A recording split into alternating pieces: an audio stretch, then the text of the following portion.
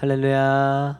예, 우리 한번 하나님께 우리 마음의 손을 얹고 한번 고백하겠습니다. 우리 하나님께 주님 내게 은혜를 주시옵소서. 시작. 주님 내게 은혜를 주시옵소서.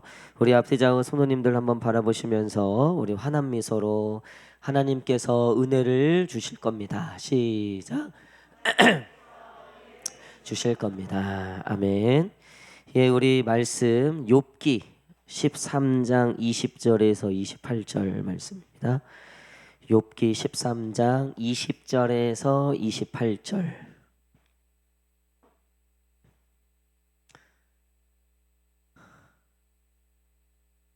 욥기 13장 20절에서 28절까지 말씀입니다.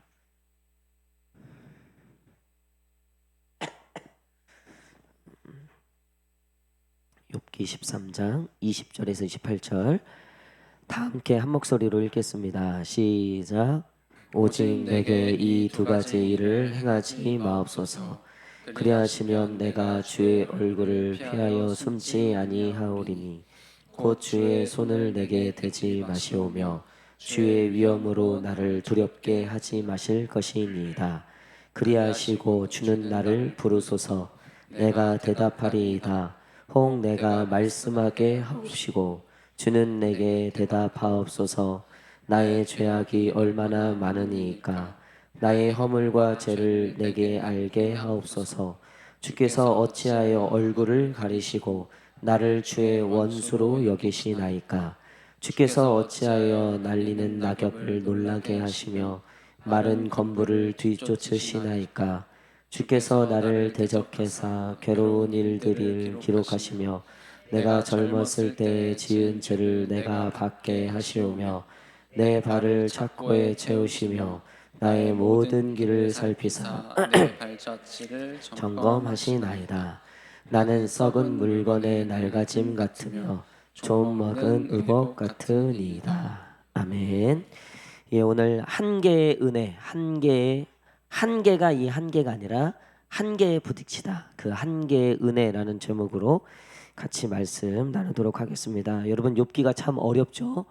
우리가 작년까지 그 매일 성경 큐티를 하면서 욥기를 간신히 끝내놓으니까 큐티책 바뀌고 2월부터 욥기가 또 시작돼갖고 저도 놀랬는데 그러면서 묵상하는데 이 욥이 얼마나 어렵고 힘듭니까? 근데 이게 사실 우리의 신앙생활이고 이게 우리의 삶이라는 것을 깨닫게 되었어요. 여러분 욥도 지금 이게 해석이 안 되고 어떻게 이게 해결이 안 되는 거예요. 자신에게 닥친 이 문제들이.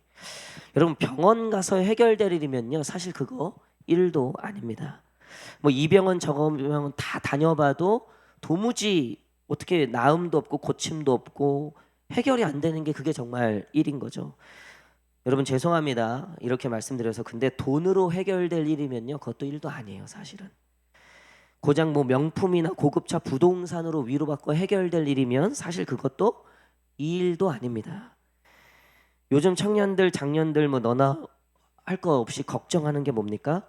먹고 사는 문제잖아요. 그렇죠? 근데 그건 어찌어찌 해결되어 가는 걸 우리가 많이 봅니다. 우리의 삶이 사실 더 높은 곳에 맞춰져 있어서 고민인 거지. 사실 오늘 나에게 주어진 것에 감사할 줄 안다면, 그러니까 자족하고 우리가 스스로 그 만족할 줄 안다면 사실 먹고 사는 문제도 물론 어렵고 힘들죠. 그럼에도 불구하고 정말 그것이 우리에게 정말 큰 문제가 되는가? 뭐 믿지 않는 사람들에게는 그게 전부일 수 있다는 거예요. 근데 믿는 저와 여러분들에는요. 그 문제가 풀리지 않는 문제가 돼서는 안 된다는 거예요. 우리 믿는 자에게 진짜 풀리지 않는 문제가 있다면 이거예요. 지금 먹고 살기 힘들고 너무나 힘들고 죽겠는데 도무지 해결이 안 되는 일들이 있는데 하나님은 뭐 하시냐는 거예요.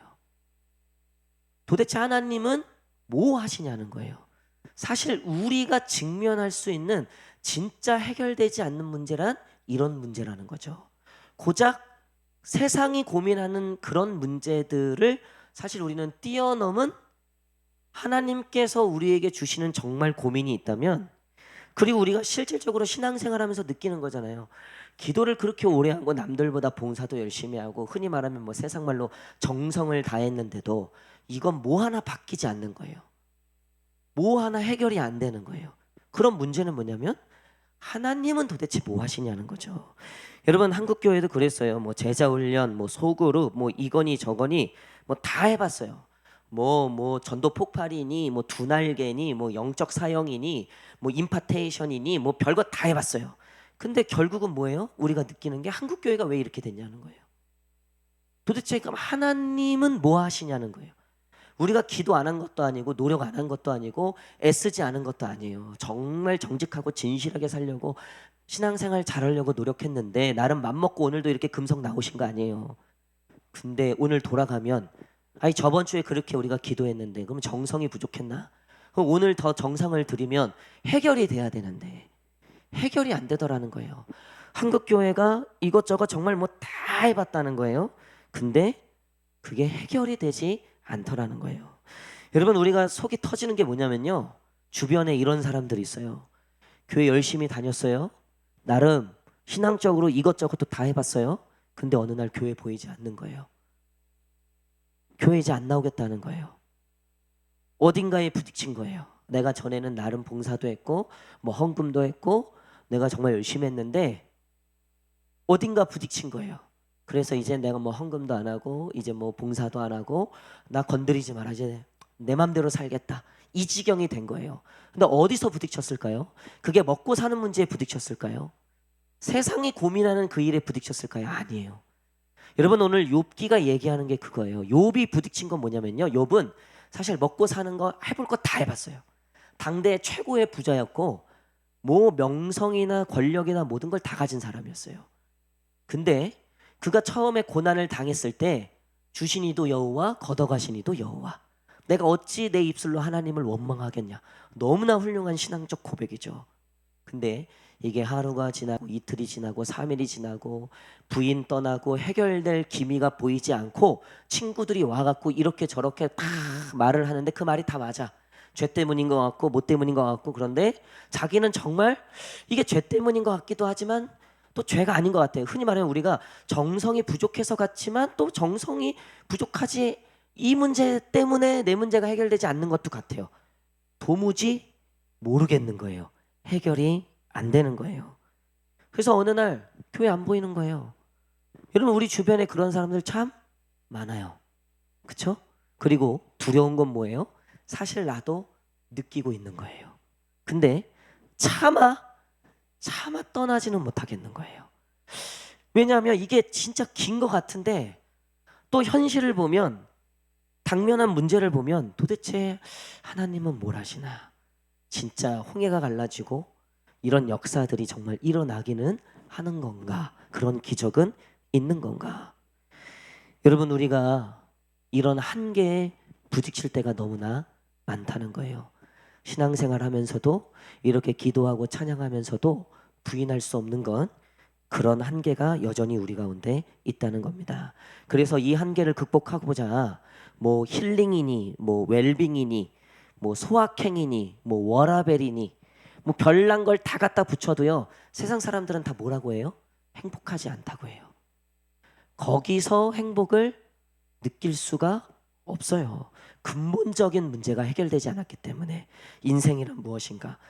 삶이란 무엇인가? 여러분 요즘에도요. 21세기 정말 버튼 하나 이 스마트폰 하나로 세상을 좌지우지할 수 있는 이런 기술이 발달된 이 시기에도요. 태어나서 분유도 못 먹고 하루에 한 끼 먹을 수 없을 그런 운명에 처한 사람들이요. 수십억 명이 돼요. 수십억 명이. 너무나 가난해서 그냥 태어나길 잘못 태어나서 그냥 부모를 잘못 만나서 태어나자마자 그 이 항생제 하나 없어갖고 죽는 영혼들이 1년에도요. 몇십만 명이 돼요. 몇십만 명이. 여러분 우리는 사실 도대체 하나님은 뭐하고 계시나? 하나님이 정말 살아계시는 건가? 하나님의 정의는 무엇인가? 이 문제에 사실 오늘도 우리가 답을 내지 못하고 있어요. 아무리 잘 먹고 잘 살아도요.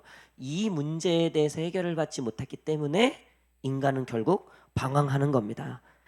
오늘 본문이 그 얘기하는 거예요. 욥이 지금 풀리지가 않고 뭐 이 교회 저 교회도 다녀보고 뭐 이 집회 저 집회도 다녀보도 뭐 이 기도원 저 기도원 뭐 용하다는 목사님도 다 만나봤지만 해결이 안 되는 거예요. 욥이 딱 그 상태에 머물러 있어서 오늘 우리가 읽은 20절부터 28절까지 욥의 기도의 내용은 하나님, 나는 이제 더 이상 모르겠습니다. 이제 백기투항, 항복하는 거죠. 내 한계입니다. 새 친구의 얘기를 들어봐서 내가 이 목사님 얘기를 들어보면 뭐 유튜브에 저 목사님 얘기를 들어보면 해결되지 않을까 싶어서 그래도 욥의 새 친구의 얘기를 나름 들어봤다고요. 근데 욥이 시원하질 않는 거예요. 해결이 안 되는 거예요. 나름 그 새 친구의 이야기도 맞는 얘기들이 있었어요. 근데 그걸로는 부족했던 거죠. 그래서 뭐 책도 보고 맘먹고 큐티를도 해보고 하지만 여전히 풀리지 않는 우리의 한계가 있음을 우리는 늘 본다는 거예요. 오늘 하루 기뻤지 내일 기쁠지 안 기쁠지 어떤 불행이 닥칠지 어떤 일이 닥칠지 모르는 게 사실 우리라는 거죠. 여러분, 그래서 오늘 욥이 이 한계를 인정하면서 이 욥의 기도에 숨어있는 하나님을 향한 내용이 있어요. 그게 이제 내일 큐티 본문인 14장에 나오는데요. 결국 우리는 한계에 부딪히고 결국 우리가 아무리 지식이 많고 성경을 많이 알아도 결국 우리는 이 한계를 넘을 수 없지만 하나님은 분명 그 한계를 넘어 우리에게 답을 갖고 계신 분이다라는 확신을 가지고 욥이 이제 하나님께 백기투항하면서 나아가는 거예요. 그게 오늘 이 욥의 기도가 이제 내일 본문 14장까지 이어지는데요. 그렇게 쭉 이어지고 있다는 거예요. 사랑하는 성도 여러분, 오늘 본문을 통해서 우리가 첫 번째 질문해 봐야 될 건 이거예요. 날마다 나는 한계를 경험하고 사는가? 우리 한번 따라할까요? 날마다 나는 한계를 경험하고 사는가? 시작. 손흥민 선수가 그렇게 훌륭한 축구 선수가 되었는데 그 훈련 과정을 통해서 그 이야기를 들어보면 정말 다리에 쥐가 나도록 날마다 아버지가 한계를 경험하게끔 연습을 시켰다는 거예요. 우리 PT 하잖아요. 헬스장 가고. 근데 그 트레이너들이 근육을 만들어지는 과정을 설명하는데 이제 이 아령을 드는데 더 이상 이 마지막 하나를 못 들겠는 이 한계. 근데 이 한계에 부딪힌 그때 그 하나를 올리면서 그때 근육이 생긴다는 거예요. 그러니까 내가 그냥 하나, 둘, 셋, 오늘 운동 끝 이런다고 근육이 생기는 게 아니라는 거예요. 이 팔이 찢어질 정도의 한계에 부딪혔을 때 그때 근육이 생긴다는 거죠. 여러분, 우리가 매일매일을 살아가면서 우리 인생의 한계를 느끼셔야 돼요. 이게 무슨 얘기냐면요. 뭐 매일 괴로워라, 힘들어라. 물론 그런 뉘앙스는 맞지만요. 뭐 하나님이 꼭 우리를 그렇게는 연단시키진 않으세요. 기쁨도 주시고 뭐 즐거움도 주시죠. 근데 우리가 그런 괴로움과 고난과 풀리지 않는 내면의 이 방황과 정말 이 갈등들과 정말 이 우울증과 비슷한 이런 영적 이런 꽉 막힌 어려움 속에 부딪혔을 때 이걸 생각해야 한다는 거예요. 우리는 사실 날마다 한계를 경험할 수밖에 없는 연약한 인간일 뿐이라는 거예요. 다시 얘기하면 하나님의 답을 가져오지 않고서는 스스로 답을 얻을 수 없는 인간이라는 거죠. 그러니까 우리가 오늘 하루 기뻤다고 해서 기쁘고 끝나면 그건 바보라는 거예요. 오늘 하루도 기뻐도 그래 그래도 나는 하나님이 없으면 안 되는 사람이야라는 것을 날마다 기억하며 살아야 한다는 거죠. 그러니까 욥이 지금 그 전에도 날마다 예배드렸죠. 근데 그 1장에 보면 나중에 그리고 42장에 욥의 고백을 보면요.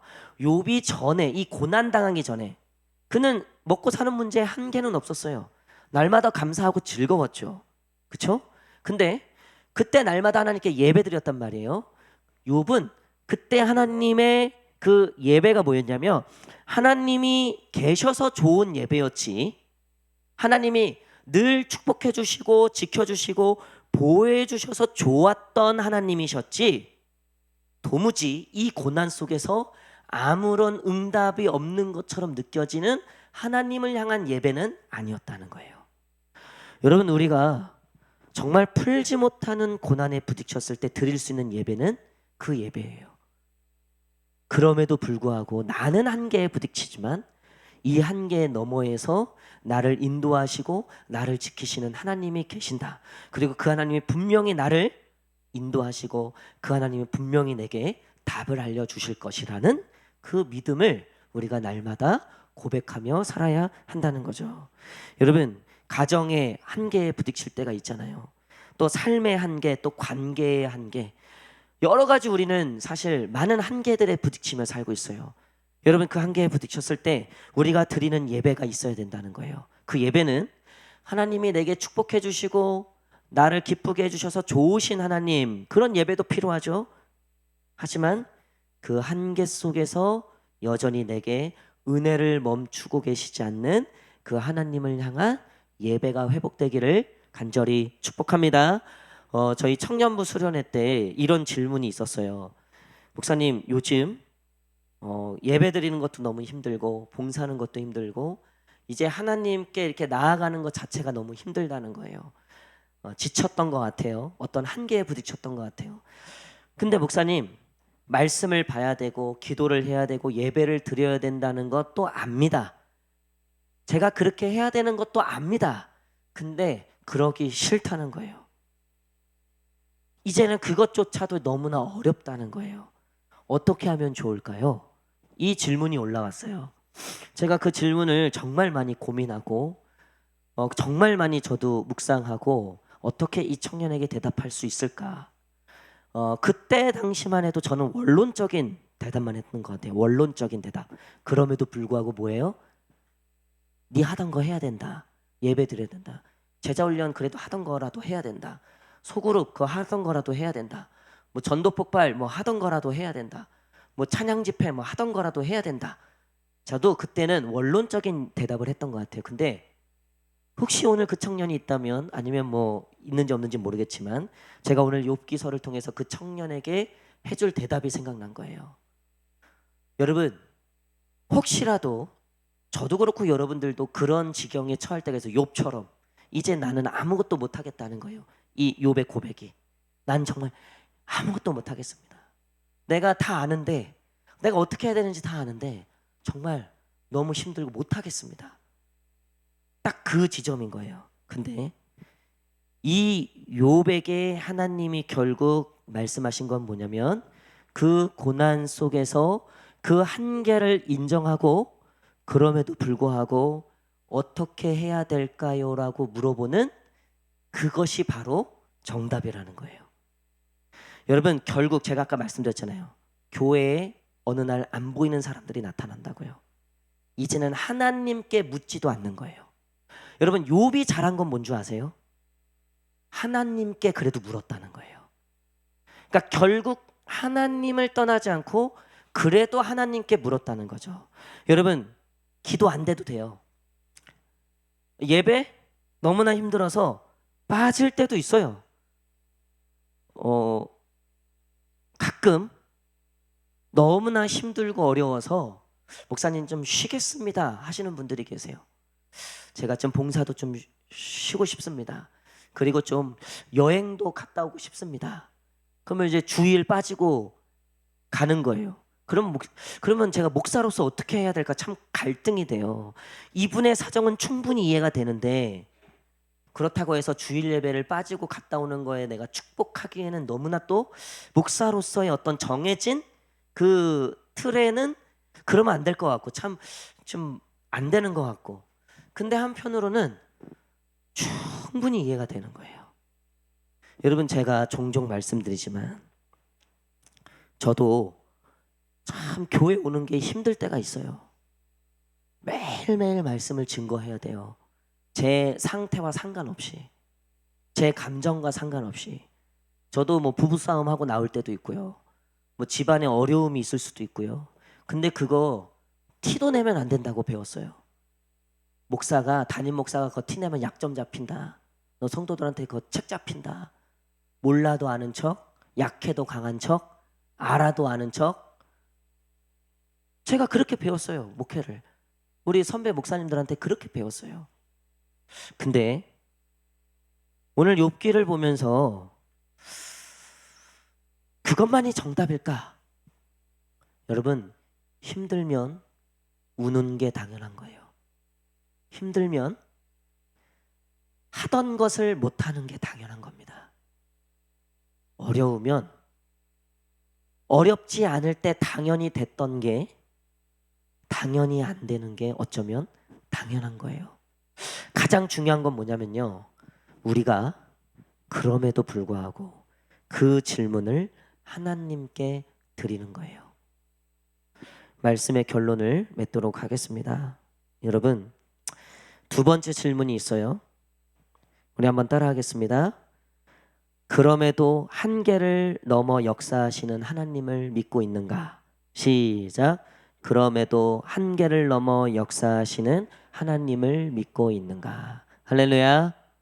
여러분, 저도 한계가 있고요, 여러분들도 한계가 있으실 거예요.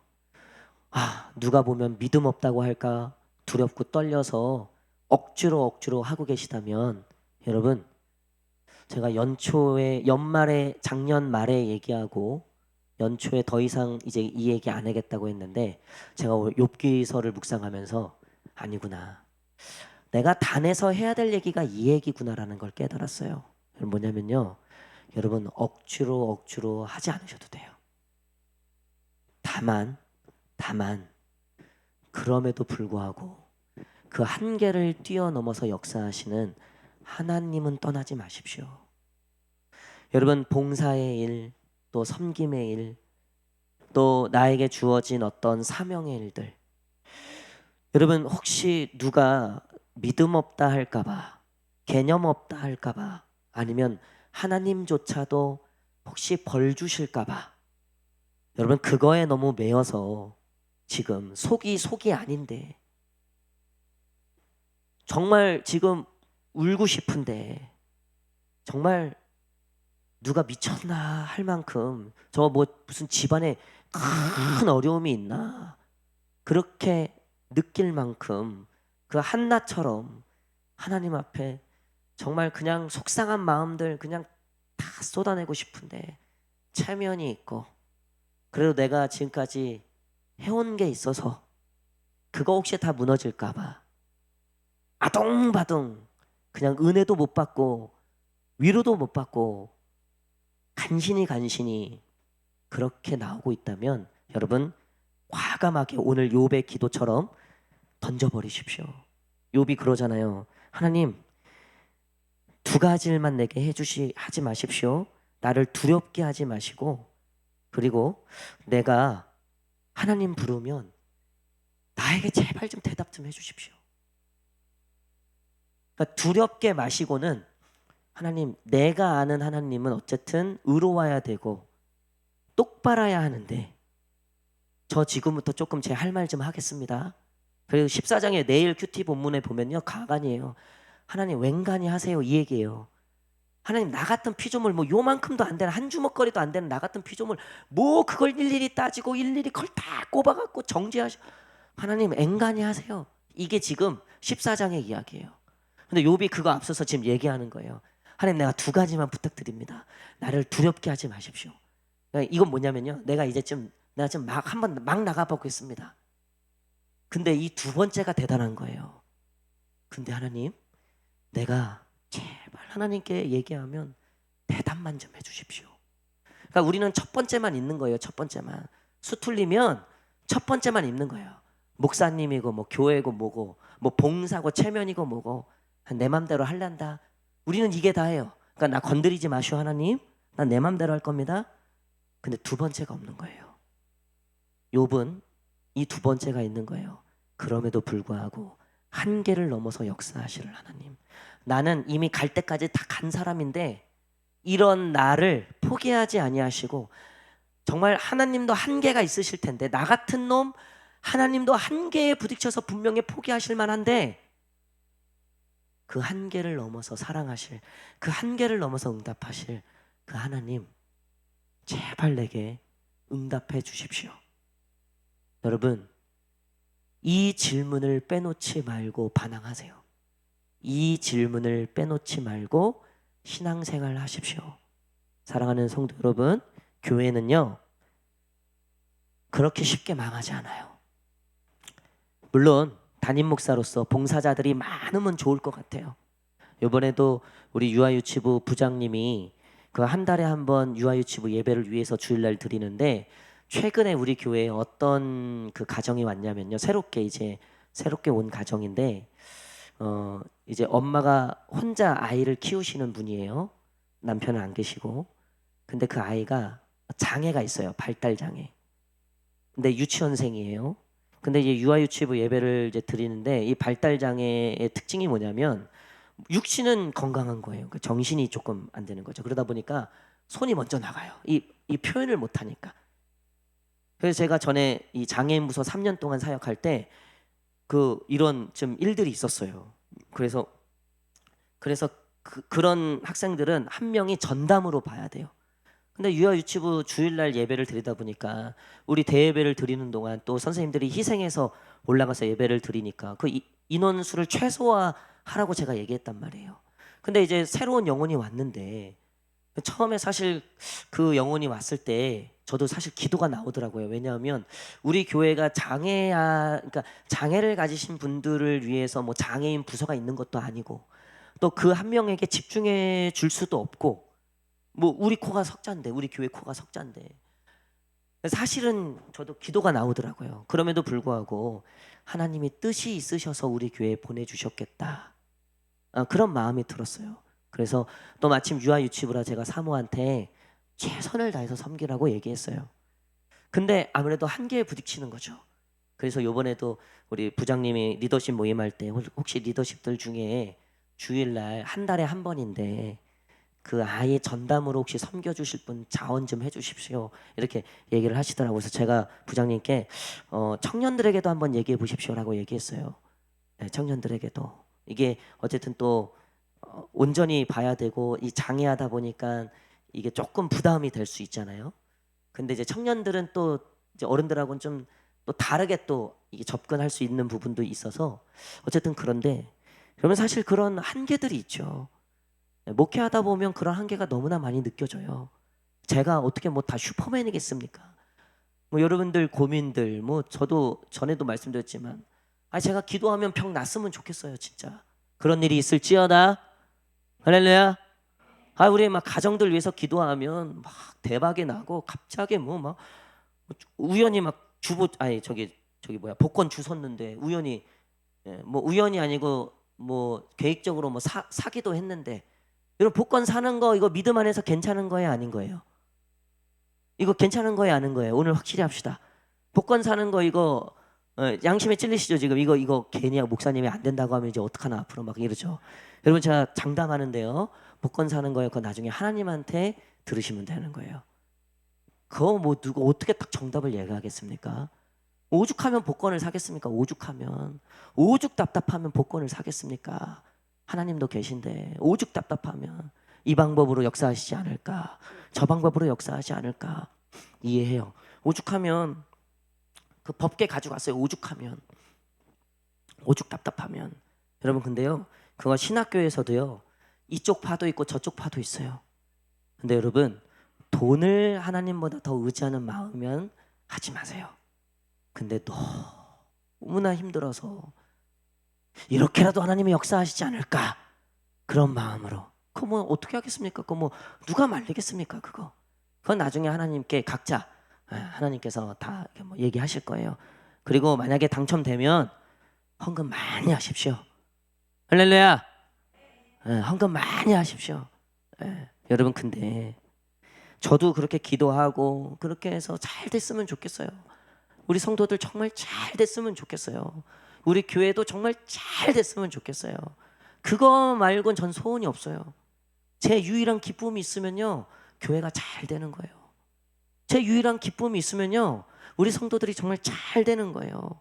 저는 뭐 재산 모으는 사람도 아니고요, 저는 뭐 돈 가지고 기뻐할 사람도 아니고요. 그냥 목회자인데 뭐로 기뻐하겠습니까? 목회로 기뻐해야죠. 뭐 제가 뭐 60평의 산들, 그게 무슨 기쁨이겠어요? 교회가 잘 되는 게 기쁜 거고, 성도들이 잘 되는 게 기쁜 거예요. 근데 그게 쉽지가 않아요. 한계에 날마다 부딪혀요. 그게 어려운 거예요. 여러분, 그럼에도 불구하고요, 그 한계를 넘어서 역사하시는 하나님을 믿기에 오늘도 소망을 가지고 하나님께 기도하는 거죠. 여러분, 삶의 어떤 한계에 부딪히셨습니까? 그래서 그 청년의 질문처럼 기도조차도 할 수 없을 만큼 너무나 힘들고 어렵지만, 그럼에도 불구하고 그 질문을 했던 목사님, 어떻게 해야 할까요?